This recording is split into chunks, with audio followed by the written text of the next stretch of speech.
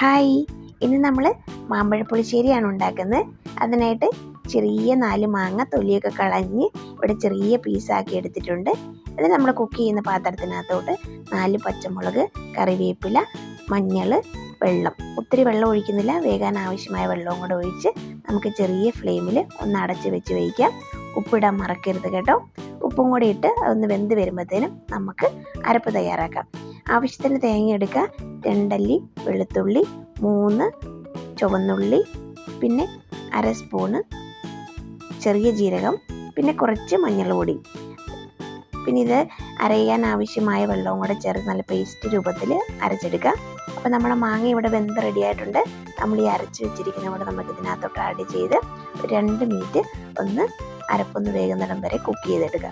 അത് വേകുമ്പോഴത്തേനും നമുക്ക് കടുക് താളിക്കാം, എണ്ണ ഒഴിക്കുക. എണ്ണ ഒന്ന് ചൂടായി വരുമ്പോഴത്തേനും കടുക് പൊട്ടിക്കുക, 2 ചുവന്നുള്ളിയും കൂടെ അരിഞ്ഞതും കൂടെ ചേർക്കുക.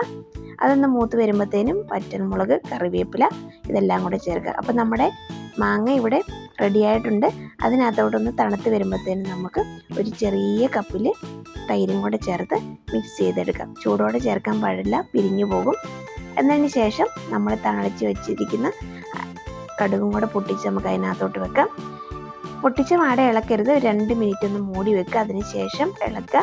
അപ്പം നമ്മുടെ ടേസ്റ്റി ആയിട്ടുള്ള മാമ്പഴ പുളിശ്ശേരി ഇവിടെ റെഡി ആയിട്ടുണ്ട്. നല്ല കുറുകിയ ചാറാണ് കേട്ടോ, കണ്ടോ, നല്ല ടേസ്റ്റാണ്. എല്ലാവരും ഒന്ന് ട്രൈ ചെയ്ത് നോക്കുക. ട്രൈ ചെയ്തതിന് ശേഷം ഫീഡ്ബാക്ക് അറിയിക്കാൻ മറക്കരുത്. വീഡിയോ ഇഷ്ടമായെങ്കിൽ ലൈക്ക് ചെയ്യുക. അടുത്ത വീഡിയോയുമായി വീണ്ടും വരാം. ബൈ.